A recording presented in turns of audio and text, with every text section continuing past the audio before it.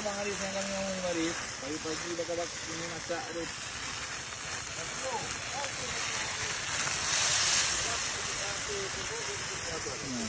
Kayak gini lah.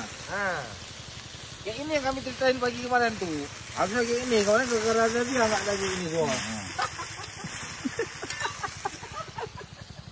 Siap makan. Siap makan lobster. Pinggir kali. Pinggir danau.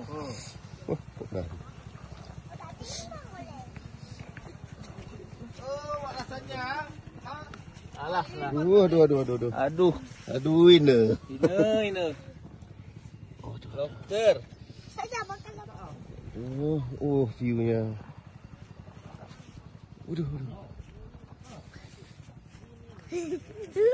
Enak.